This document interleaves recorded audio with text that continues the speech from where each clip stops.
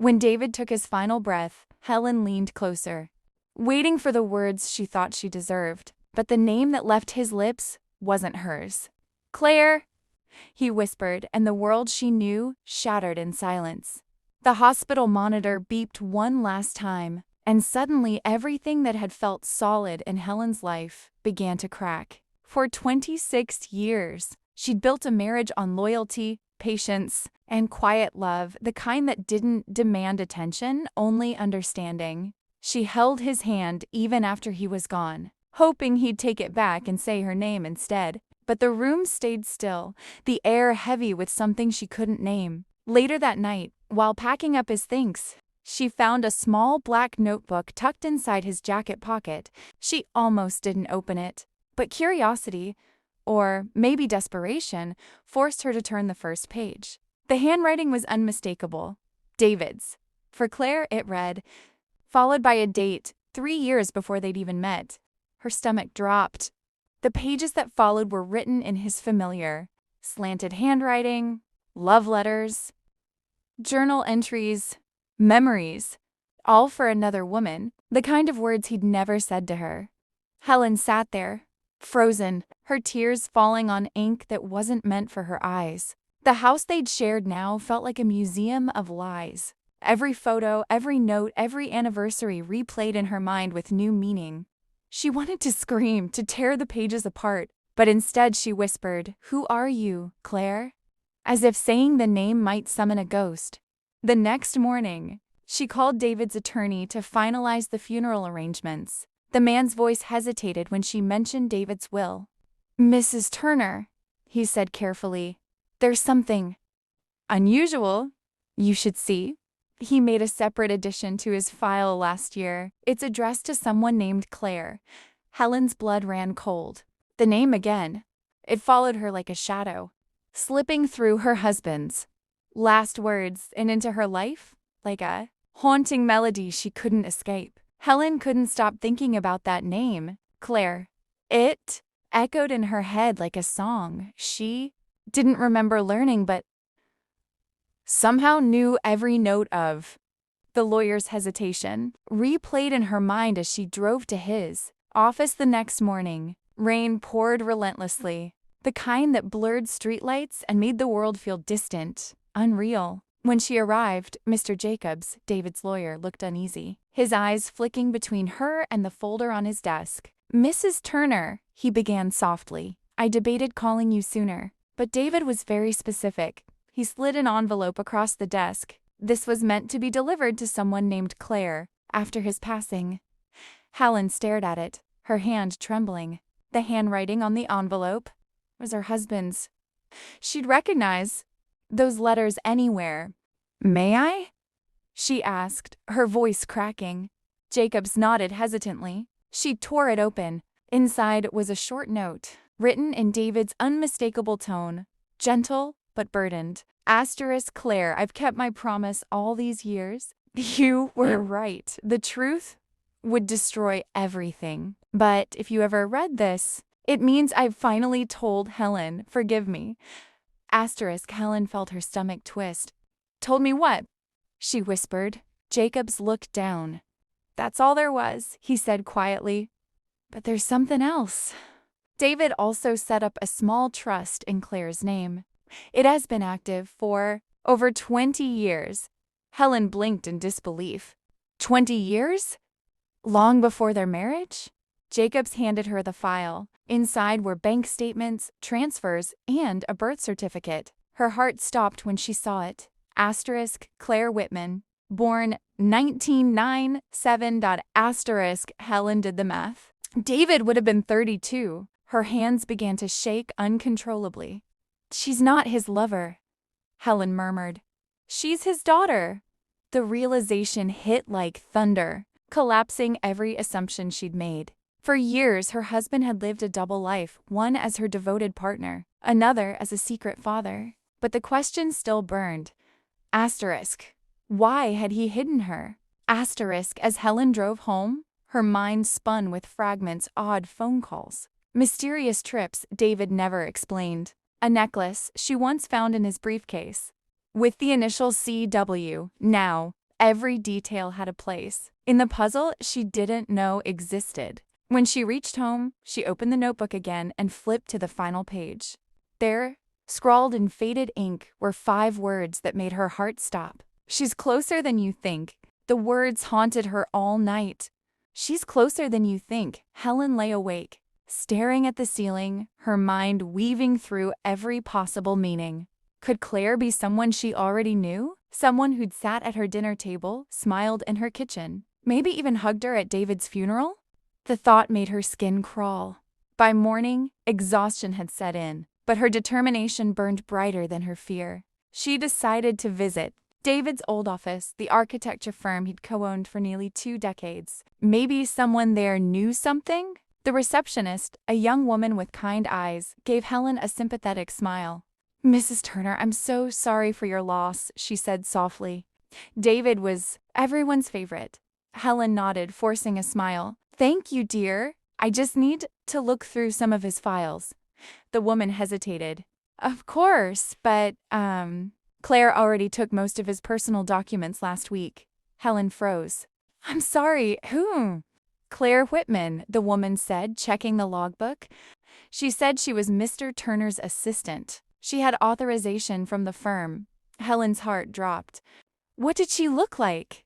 "Early 20s maybe, dark hair, blue eyes, very polite." Helen's throat tightened. Asterisk blue eyes, asterisk David's eyes. She thanked the receptionist and stumbled outside, the world spinning around her. Claire had been there, alive, real, walking in her husband's shadow while Helen mourned in ignorance. Helen drove aimlessly for hours, searching for meaning, for air. Every corner of the city felt like it belonged to someone else now. Finally, she parked outside a small coffee shop, the one she and David used to visit every Sunday. As she sat there, lost in thought, a waitress approached. "You're Mrs. Turner, right?" the girl asked. Helen blinked. "Yes." "Do I know you?" The waitress smiled faintly. "Not really, but your husband used to come here a lot with a young woman. I always thought she was your daughter." Helen's chest tightened. "Do you remember her name?" The waitress hesitated. "No, but she always ordered his coffee for him. Like she knew exactly how he liked it." Helen felt the world blur again. Her husband hadn't just hidden his daughter. He'd brought her into the same spaces they'd shared, blending 2 lives into one seamless lie.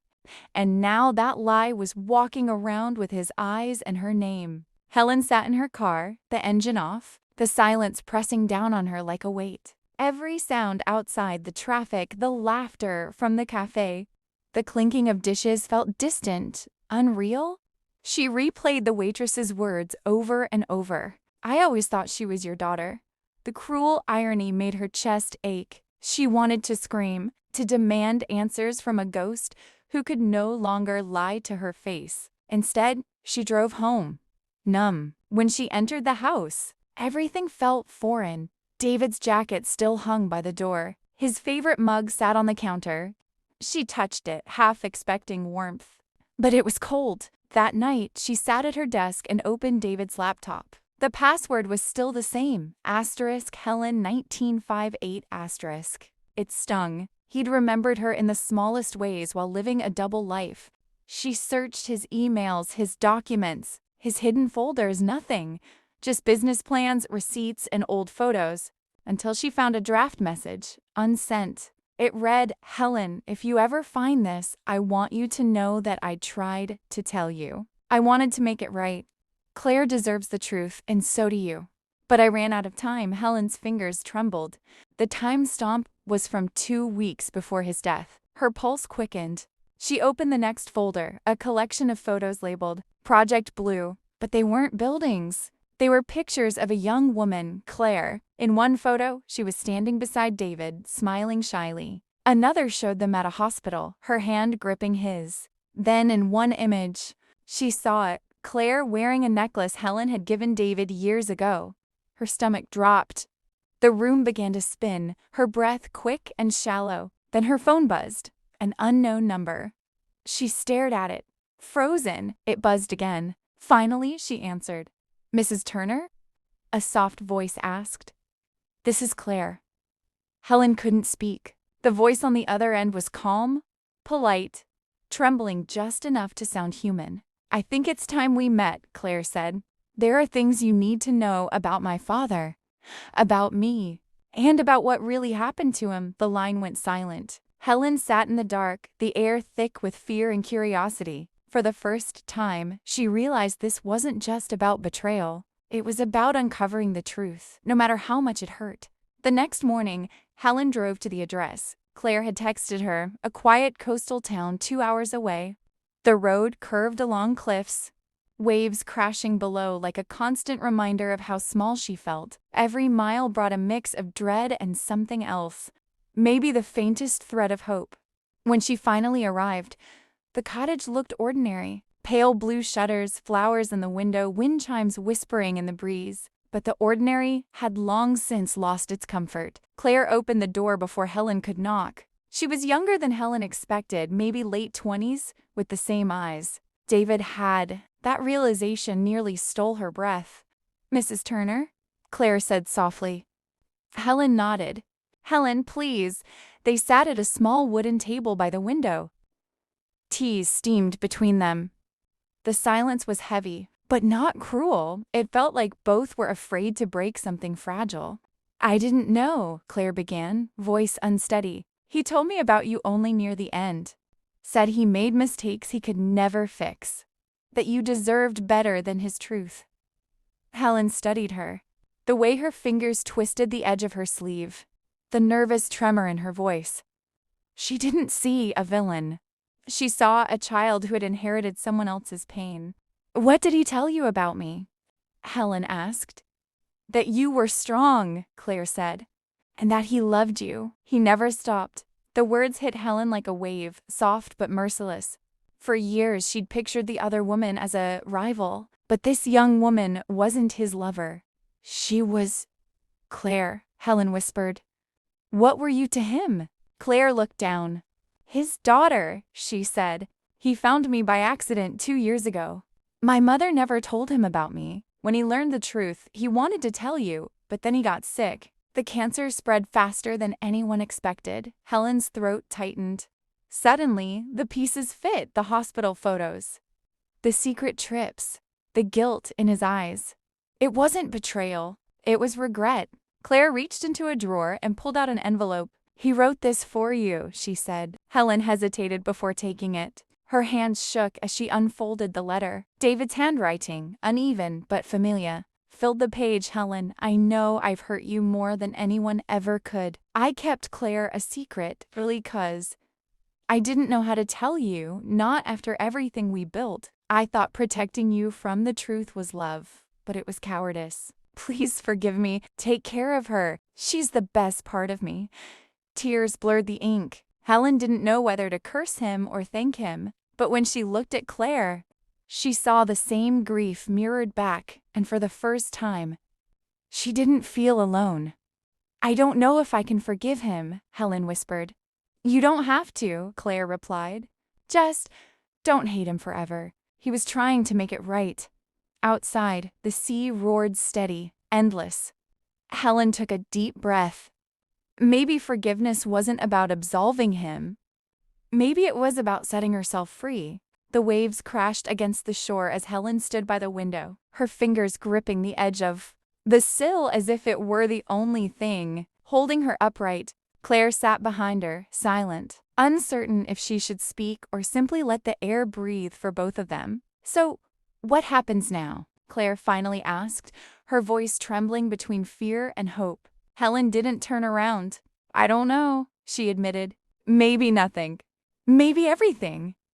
The words hung heavy in the air. The truth was, Helen didn't know how to move forward. For so long, her life had revolved around David, his routines, his moods, his presence. Even in his absence, he had filled every corner of her world. But now, with this woman sitting in her living room, she was forced to face a new kind of reality. One that demanded she see her late husband not as she remembered him, but as he truly was. Claire took a deep breath. "He loved you, Helen," she said softly. "He told me that every day, even when he knew he was running out of time." Helen turned then, her eyes searching Claire's face for any trace of a lie. Then why did he do it? She asked. Why are all the secrets? The letters? The other life? Claire lowered her gaze. He said he was ashamed. He didn't want to hurt you anymore. He wanted to fix things, but he ran out of time. Helen let out a bitter laugh. He ran out of time? No, Claire. He ran out of courage. For a moment, neither spoke. The wind rustled through the curtains, filling the silence with the soft rhythm of the sea. Then Helen sighed, her voice quieter now. But maybe courage isn't what I need anymore. Maybe I just need peace. Claire hesitated, then reached into her bag and pulled out a small envelope. He asked me to give you this, she said. He wrote it the night before he died. Helen stared at it, frozen. Her fingers trembled as she took the letter, the paper thin and slightly creased. She didn't open it, not yet. Instead, she pressed it to her chest. For the first time in years, she felt something other than anger. Not forgiveness, not love, but something in between. The fragile space where both could someday meet. Helen didn't open the letter that night. She left it on the table beside her bed, the envelope catching the moonlight that filtered through the half-open curtains. Every few minutes her eyes drifted toward it, as if the folded piece of paper were breathing, alive with all the words she was too afraid to read. By morning she still hadn't slept. The house felt quieter than usual, as if it too were holding its breath. When she finally tore the envelope open, her hands shook so badly she almost ripped the pages inside. My dear Helen, the letter began, if you're reading this, it means I wasn't brave enough to tell you everything face to face. You always deserved the truth. I was a coward not because I didn't love you, but because I loved you too much to see you look at me the way you are now. With disappointment, Helen blinked, trying to hold back the tears blurring her vision. I made mistakes, the letter continued, more than I can count. I thought I could protect you by hiding them, but lies don't protect anyone. They rot everything good they touch. If I could go back, I'd tell you everything. About Claire, about why it happened, about how losing our son broke something in me I never learned to fix. She was never meant to replace you. She was just someone who didn't look at me like I was already gone. Helen felt her knees weaken. She sat down, the letter trembling in her hands. I never stopped loving you. I just stopped believing I was worthy of your love. Please don't remember me for the secrets I kept, but for the life we had before them. The signature was barely legible. The ink smudged. Helen pressed the paper to her chest and sobbed. Not for him, not entirely, but for the years she'd spent building walls so high that not even the truth could climb them. When she finally lifted her head, dawn was breaking. The light touched the edges of the room, warm and soft. The pain didn't vanish, but for the first time, she let it exist without fighting it. Later that day, Helen found herself walking down to the beach. The sand was cool beneath her feet, the air sharp with salt and memory. She hadn't been there since the day after David's funeral. Back then, she'd screamed into the wind, begging for answers that never came. Today, she was quiet. The letter was folded neatly in her pocket, heavy but not unbearable. She watched the horizon, endless, indifferent, beautiful. He came here often, a voice said behind her. It was Claire. She was holding 2 cups of coffee, offering one without a word. Helen hesitated but took it. He said this place made him feel small, Claire continued. Like his mistakes didn't matter as much when the sea was this big. Helen gave a faint, humorless smile. He wasn't wrong. They stood there for a long time, watching the waves break and pull back. It was strange, the woman she once wanted to hate was now the only person who understood the shape of her grief. You know, Helen finally said, I used to think pain was something you could fix. Like if you just tried hard enough, it would go away. Claire nodded. I thought the same thing, but it doesn't go away. It just changes shape. The words settled between them like a fragile truce. Helen turned to look at her. You lost him too, she said quietly. Claire's lips parted, but she didn't speak. Instead, she nodded, tears filling her eyes. I did for a moment. Helen saw her not as the other woman, but as another broken soul who had loved the same man in different ways. The realization didn't erase the pain, but it made it less lonely. When the sun began to sink, Helen whispered, "Maybe we can stop being enemies now." Claire's breath hitched. "I'd like that." They both smiled, small, weary smiles that carried the weight of everything they'd survived. As the sky burned orange and gold, Helen closed her eyes and let the sound of the waves fill her chest. For the first time in years, she felt something like freedom. That night, Helen couldn't sleep. The sound of the ocean still echoed in her mind, blending with David's voice, the one from the recording that had shattered her world. She lay in bed staring at the ceiling, tracing the cracks like they were the veins of her life, imperfect, branching but still holding everything together. At 3 a.m., she finally rose, went to the desk, and opened her laptop. For weeks she had avoided his files, the digital remnants of his secret life. But now she needed to see, to understand. Folder by folder she uncovered fragments of him, photos, letters, unsent drafts of apologies. One video file caught her attention. For Helen, her heart pounded as she clicked play. The screen flickered, and there he was, David, pale, tired, but smiling that same gentle smile. "If you're watching this," he began, "then I'm gone. I never wanted you to learn the truth this way, but I couldn't let you carry my sins. Claire didn't destroy us, I did. Every lie, every silence was mine." Helen's hands trembled. "I wanted you to know," he continued, "that loving you was the only honest thing I ever did right. You deserved someone braver than me." Tears streamed down her face, not from anger this time, but from the unbearable weight of forgiveness. He paused, swallowing hard. "If there's one thing I wish, it's that you don't let my mistakes define your life. Live, Helen, please, live." The video ended.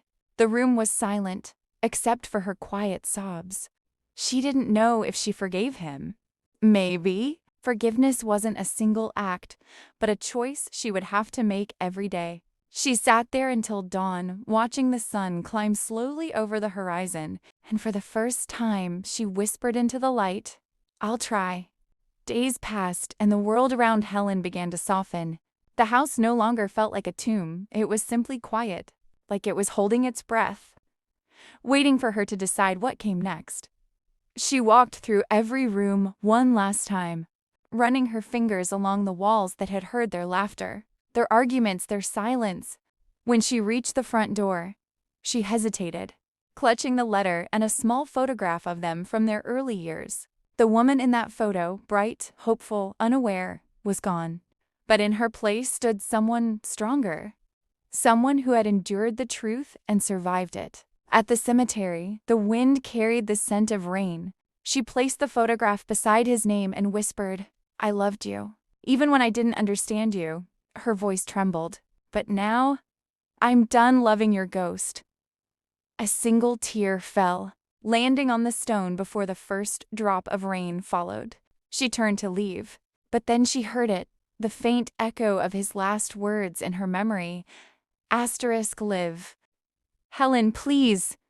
Live asterisk, and this time she smiled. When she got home, she packed a small suitcase, locked the door behind her, and walked toward the dawn. The sea was waiting, the world was vast, and for the first time in decades, her heart was hers alone. The woman everyone pitied, the one they whispered about, the one who had lived in the shadow of her husband's betrayal, was gone. In her place was someone reborn, someone unafraid of endings, because she had learned that endings were just the beginning in disguise.